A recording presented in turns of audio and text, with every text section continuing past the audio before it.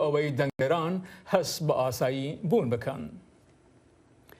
سەرۆکی ئەمریکا جۆ بایدن دیدارێکێدا لەگەل لێستر هاڵت یە کەناڵە NBC نیوز گوت ئەگەر رووسیا دەرباسی ئوکراینایە بە وێ دەمێت تە سیناریۆ نینن کۆ ئەوێ تێدا هێزان بشینن وەر ji بۆ ڕزگارکردنا وڵاتیان ئەمریکی ئەگەر لە وەر ئاسێ بمینن. بایدن هەروەها بەرەڤانیە بریارە vەکشاندنا هێزن ئەمریکیش ئەفغانستانی کرد کۆ دمەها تەباغا ساڵا بوریدا بوو و گوت تەنێ بژارە دن ئەو بوو شاندنا هێزەکە مەزنتر بۆ ئەفغانستانی. سەرۆک بایدن دەوێ دیدارێدا هەروەها بەحسا ڕەوشە ئابووریە ئەمریکای کرد و گوت ئەمێ ئیساڵ گێمبوونەکێ دە ئینفلاسیۆنێدا ببینن. وی قالە پرۆسەی هەڵبژاردنا کاندیدێ دادوەریە دادگەها بلند کرد و گوت کوی لێکۆلین لە دۆر 4 کەسان کردنە. هێزەکانی ئەمریکا کە لە ئەڵمانیا دەگوازرێنەوە بۆ ڕۆمانیا ئەمڕۆ گەیشتنە بنکەی ئاسمانی ئەمریکا لە دەریای ڕەش لە کاتێکدا ناردنی هێزی پاڵپش بەردەوامە بۆ پاراستنی کەناری ڕۆژاوای ناتۆ لە ئەگەری هەر شتێک لە دەرەنجامی تەنگەژەی ئوکرانیا. وەزارەتی بەرگری ڕۆمانیا ڕایگەیان کە بەشێک لە تاقمەکە کە بەناوی کۆگەر یان پڵنگ ناودەنرێت بەرەو بنکەی سەربازی میاهیل کۆگالینسیانۆ لە ڕۆژهەڵاتی ناوچەی کۆنستانتا ڕەوانە دەکرێت. هێزەکانی ئەمریکا هەر لە ساڵی 1999ەوە ئەو بنکە بەکاردێنێت.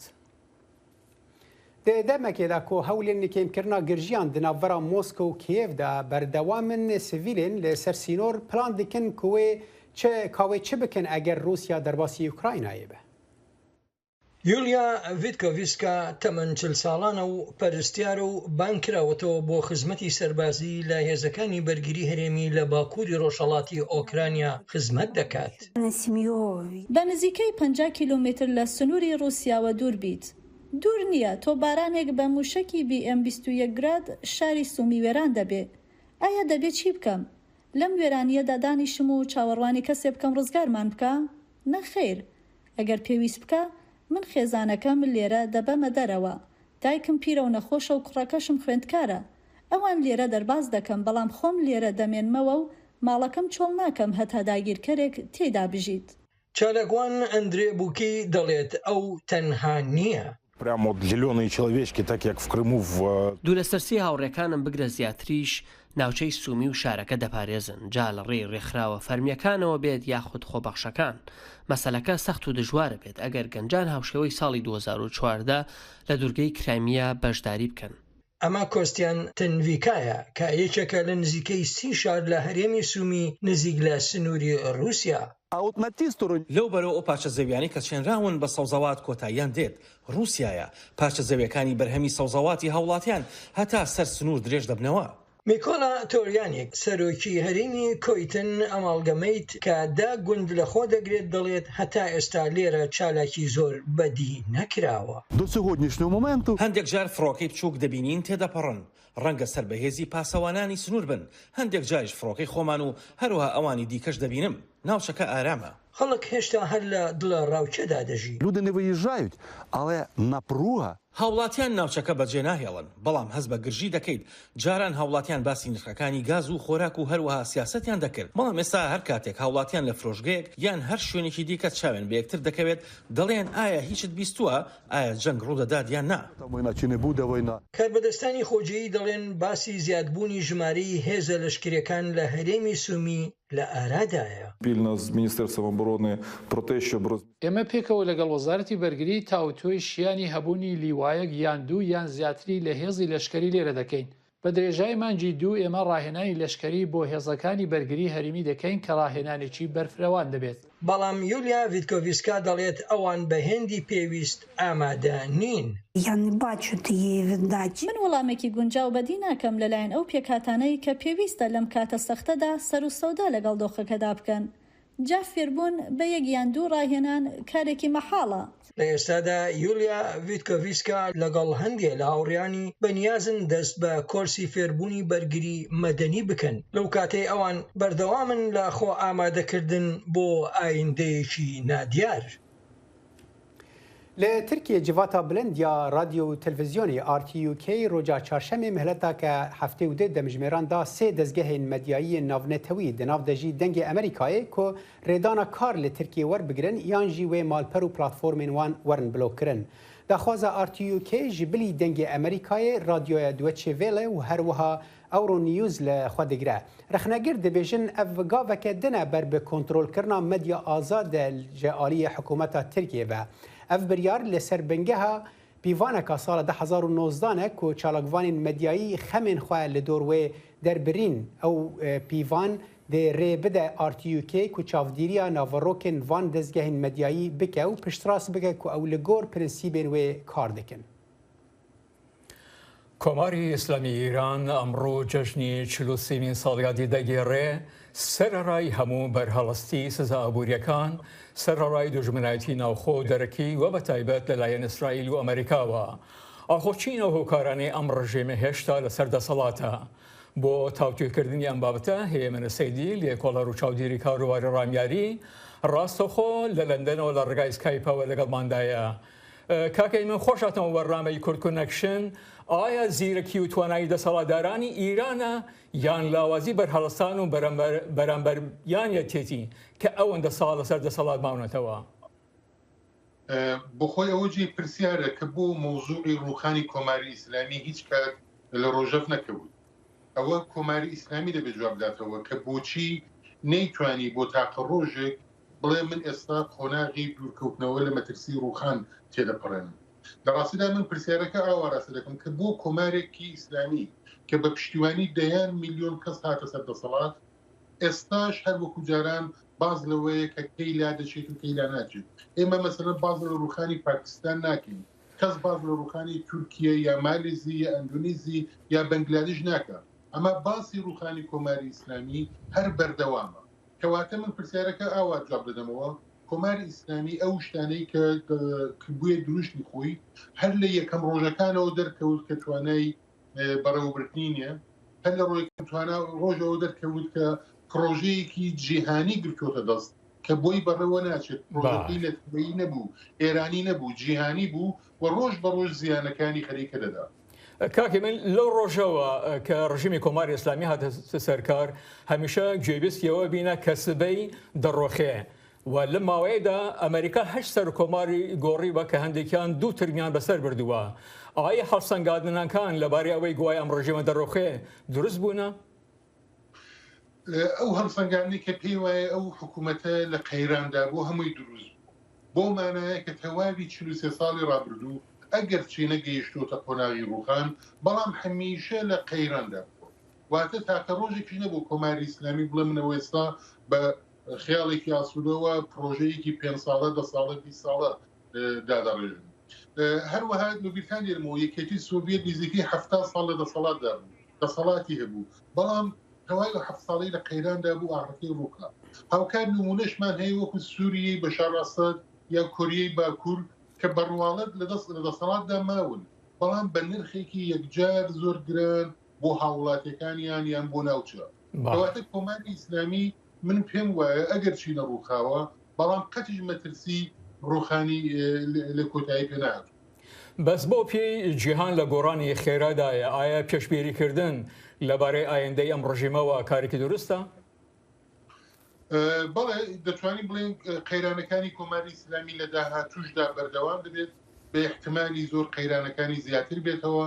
لە ساڵی 2018ەوە ڕەوتی قەیرانەکانی کۆماری ئیسلامی خێراتر بۆتەوە، هاتنە سەر شەقامی خەڵک، کوژرانی هەزاران کەس کە جاران بە 10 ساڵجارێک ڕوودەدا دوای بوو بە شتێکی ساڵانە ئێستا لە ساڵدا 2 جار 3 جار کارەساتی ئاوە ڕوودەدا، خەڵک ترسیان ڕژاوە. احتمالی وەی کە کۆماری ئیسلامی هاوکات هەم لە ئاستی جیهاندا لەگەڵ هێزێکی وەک ئەمریکا، لە ئاستی ناوچەدا لەگەڵ هێزێکی وەکو ئیسرائیل و عەرەبستان و لە ئاستی ناوخۆدا لەگەڵ کۆمەڵانی خەڵکی خۆی تووشی قەیرانی خوڵتر لە ڕابردوو بێت بۆ ئەگەرە ئێستا بەردەوام. ئەگەر بێت و ئەم ڕێکەوتنە ناوکیە سەر بگرێت تا چەند دیسان پایەی ڕژیمی جمهوری ئیسلامی بەهێزتر دەکاتەوە ژیانێکی پێدەبەخشێت.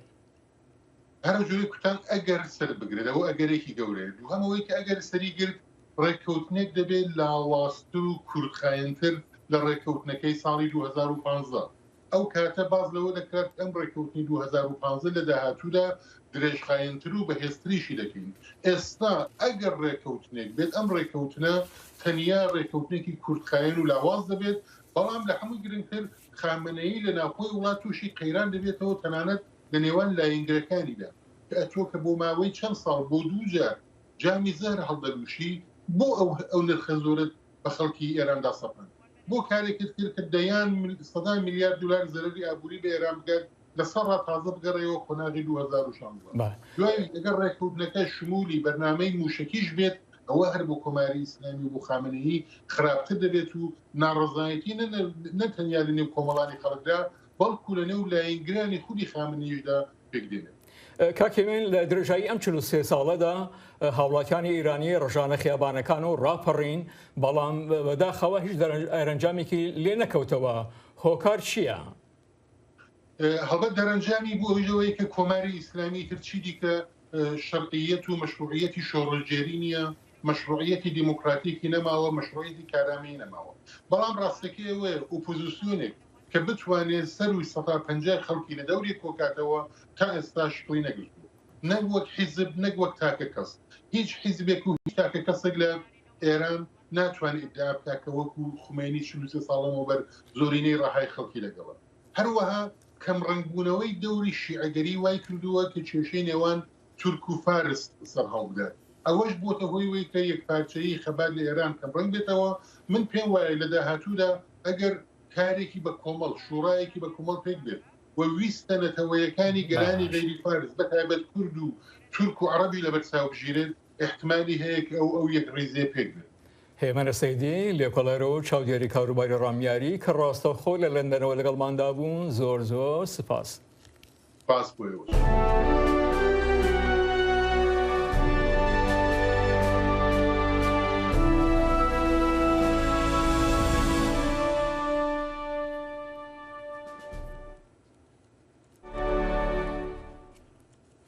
ناکۆکیان دۆر پۆستە سەرۆکتیە عێراقێ و ئەوایەن چارەسەرکردنەوەی مژارە vê raporta peyamnêrê me li Hewlêrê ye ku têda rûniştvanên Hewlêrê bîr û bûçûnên xwe derdibirin. کاربەدەست و لایەنە سیاسیەکانی هەرێمی کوردستان بۆچۆنی خۆیان لە مەڕ چوونیەتی یەکلاییکردنەوە و بەدەستهێنانی پۆستی سەرۆککۆماری عێراق دەخستە ڕۆ.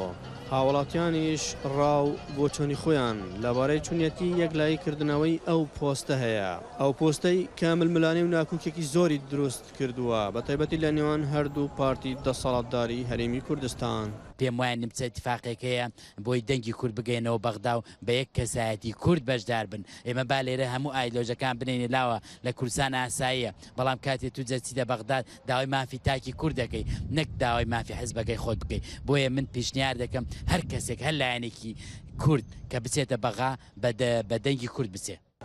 سەرباری ئەوەی کە هەر یەک لە پارتی دیموکراتی کوردستان و یەکێتی نیشتیمانی کوردستان کاندیدی بەهێزی خۆیان بۆ پۆستی سەرۆککۆماری عێراق داناوە و ململانەی بەدەستهێنانی دەکەن، بەڵام بە بڕوای چاودێرانی سیاسی یەکلایکردنەوەی ئەو پۆستە بۆ یەکێک لەو دوو بربژێرەی پارتی و یەکێتی بە دەنگدانی نێو پەرلەمانی عێراق ناکۆکیە سیاسیەکان قۆڵتر دەکاتەوە و کاریگەریش لەسەر پێگەی کورد لە عێراق دروست دەکات.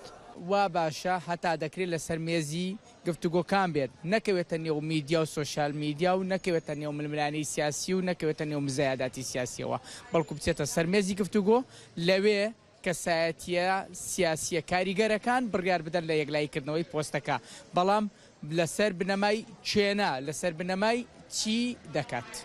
کاربەدەست و پارتە سیاسیەکانی ئۆپۆزیسیۆن لە هەرێمی کوردستاندا پێیان وایە کورد کێشەی بودجە و مۆچە و دەستور و مادەی 140 و ناوچەی جێناکوکی هەیە لەگەڵ عێراق. لە بری شەڕی بەدەستهێنانی پۆستی سەرۆککۆمار هەوڵەکان بخرێنەگەر بۆ چارەسەرکردنی ئەو کێشە و گرفتانەی کە دوجار لە بەرژەوەندی هاوڵاتیانی هەرێمی کوردستاندان. مەسلحەتی مە ئەوەیە ئەگەر سەرۆککۆمار لیسانراوە هەرێمی کوردستان یعنی برین تاچی کورد بەڕێوەی برد تێیدا ئێمە یعنی سوودی لێ ببین ئەوەمان لێ دەبێت، یعنی ئەو موچەمان لۆ بنێرن و کەم و کوڕی هەرێمی کوردستان تەواو بکەن. گەرچی لە ئێستادا هەوڵێک هەیە بۆ ڕێککەوتنی پارتی و یەکێتی لەسەر پۆستی سەرۆککۆماری عێراق، بەڵام هێشتا بە ئاشکراو بۆ ڕای گشتی هیچ ڕاگەنراوێک و ڕێکەوتنییان لەو بارەیە بڵاو نەکردوتەوە. ئەحمەد جێباری دەنگی ئەمریکا، هەولێر. ژمارەی ئەو کەیسانەی کە تووشی جۆرە نوێیەکانی کۆڤید-19 بوونن ناسرا بە ئۆمیکرۆن لە چەند ڕۆژە ڕابردوودا لە ئەستانی هەڵابجە بە شێوەیەکی بەرچاو فەرەتر بووە.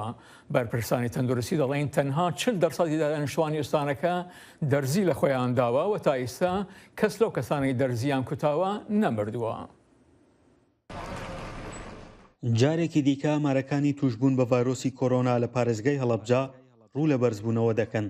بەڕێوەبەری گشتی تەندروستی هەڵەبجە دەڵێ ئەوانەی ئێستا تووشی ڤایرۆسەکە دەبن بە جۆری ئۆمیکرۆن تۆمار دەکرێن بۆ هۆی وەرگرتنی ڤاکسینیشەوە بەشێکی زۆر لەوانە کە توش بوون لە نەخۆشخانە داغڵ نەکراون. ئامارەکانی تاقیگەی مۆلیکولەر لە هەڵەبجە ئەو ئەوانەی کە ڕۆژانە دەرەچن ئامار بەرز بۆتەوە لە توشبوانی ڤایرۆسی کۆرۆنا. ئەمەش جۆرە نوێیەکەی کۆرۆنایە کە بە ئۆمیکرۆن ناسراوە، بەڵام ئەو نیشانانەی کە نەخۆش وا بکات لە نەخۆشخانە بخوێنرێ تا ئێستا یەک نەخۆشمان هەیە کە لە نەخۆشخانە خاوەندومانە، بەڵام ئەتوانم بڵێن ئەو ڤاکسینێک تا ڕادەیەک لە ڕادەکان وای کردووە کە نیشانەکان بە ئەهۆنتر دەردەکەون، چونکە هەندێکیان ئەوانەی کە ڤاکسینیان لە خۆیان نەداوە بێگومان زۆر بە سەختی توش دەبن لە ناوەن خۆشخانە ئەخوێنرێت. بەڕێوەبەرایەتی گشتی تەندروستی هەڵەبجە تیمێکی گەڕۆکی لەژێر چاودێری ڕێکخراوی تەندروستی جیهانی لە عێراق پێگەناوە. شوێنە گشتی و مزگەوت و دامەزراوەکانی حکوومەت دەستنیشان دەکەن و لە شوێنەکانی خۆیانەوە ڤاکسینیان پێدەدەن. ئەم هەنگاوەش لەلایەن هاوڵاتیانەوە پێشوازی لێ دەکرێت. ڤایرۆسی کۆرۆنا نەخۆشیەکە ینی جددیە، ئەوە نییە کە تۆ بڵێ سیقم پێی نییە یان کۆمەڵە قسە کە پێشووتری شەکرات ئەبێ خۆمان لێ بپارێزین بە هەموو ئەو ڕێگەیانەی کە تەندروستی بۆمان دیاری ئەکات کە گرنگترین یان ڕێگەی کوتانە کە ئێستا سواز بخوا ڤاکسینەکەی پیا بوو ئێمە چاوەڕێی پیابوون دۆزینەی ڤاکسینەکەمانەکە سواز بخوا ئێستا کە پیا بووە پێویستە هەمومان خۆمان بکتین هەموو هاوڵاتێکە و شێرە تەندروستی تیابێت بۆ ئەوەی ئەم پەتایە لانیکەم ئەگەر لە ناویش نەبرێت لاوازیکەن لەوەی کە بیکەن ئەوەی کە خۆمان لە مردن ڕزگارکە مناڵمان لە مردن ڕزگارکەین. خۆکوتان لە دژی ڤایرۆسی کۆڤید-19 ضرورە داوا لە هاوڵاتیانەکەم سەردانی بنکەکانی کوتان بکەن. خۆشبەختانە لە ئێستایە لە سنتەری پارێزگای هەڵەبجە سێ بنکەی خۆکوتان هەیە بۆ کاراسانی هاوڵاتیان. من بەنسبەت خۆمەوە هەردوو شەمەکەم بەکارێناوە بۆی داوای لە هاوڵاتیانەکەم بابەت بن بەو ئەرکە نیشتیمانیەوە بۆ سەلامەتی خۆیان و هاوڵاتیان. بەڕێوەبەرایەتی خۆپاراستنی تەندروستی هەڵەبجە دڵنیایی ئەوە دەدەن ئەو ژەمە ڤاکسینانەی کە بەدەستیان گەشتووە لە ساردکەرەوەی تایبەتی کۆمپانیای ڤایزەرەوە لە ناو بەڕێوەبەرایەتیەکەیان دەردەێنرێت و دواتر دەدێت بە هاوڵاتیان. ئەو ڤاکسینی کە بۆمانەتۆ من خاص لە ئەمریکاوە 46,030 دۆز ڤاکسینیان بۆ پارێزگای هەڵەبجە ناردووە کە ئەمە یعنی شتێکی زۆر هینە کوالیتەکەشی زۆر باشە فایزەرە. اینجا بەنیسبەت خەڵک هاوڵاتی زۆر پرسیار لەسەر ئەوەیە کاک ئایا ئەم فایزەرە چۆن لە پلەکەی ئەبێ لەژێر پلەیەکی نزم و هەڵگیرێ. ئێمە سەلاجەمان هەیە من زۆر جار هاوڵاتەکانیان ئەو قسانەیەکەن ئەڵێن چۆن ئەوە بە ئاسانی بۆ خەڵکیەکەن و ئەو شتانە و کوا لە پلەی گەرمی و کواچی و من ئەو شتانیان زۆر بۆ شەرحەکەم تەنانەت خەڵکەیە یەک سەلاجەکەشی پیشانێ ئەڵێ وەرە ئەمە سەلاجەکەیە لە ئەوە پلەی گەرمیەکەی لە ژێر 7 سەدی وەیە. لە پارێزگای هەڵەبجە زیاتر لە 40,000 هاوڵاتی ڤاکسینیان وەرگرتووە. هیچ حاڵەتێکی گیان لە دەستدان بە ڤاکسینەکە تۆمار نەکراوە. ئەوەش لە کاتێکدایە بە پێی ڕاگەنراوێکی نەخۆشخانەی وەفا لە 24 کاتژمێری ڕابردوودا چەند هاوڵاتیەک لە نەخۆشخانەکە دوای داخستنی بۆهۆی نەمانی نەخۆشەوە جارێکی دیکە داخڵ کراونەتەوە. ئامارەکانیش ڕوویان لە بەرزبوونەوە کردووە. فەرحان هەورامانی دەنگی ئەمریکا هەڵەبجە. لە وڵاتی نیجیریایە پرۆگرامەکە رادیۆیە ئالیکاریە دیکە دشکاندنا هەن بەندین چاندا محافظکاردا بڕیا نیشاندانا هەن کەیسین توندوتیژیا لەسەر بنگەها ڕێگەزی کۆ گەلێک کەچ و ژن دبن قوربانیên wê li wî welatî. Fatma neviya navê xwe bêjît ji ber ku qurbaniya destdirêjiya seksiye her wisa ew ê mesk li ber xwekiriya da ku nehêten yasîn. Fatma di Nîsana 2020 da dema ku ji nivêja êvarî vedgeriya mala xwe دوو کەسێن چەکدار زۆری لێگرن.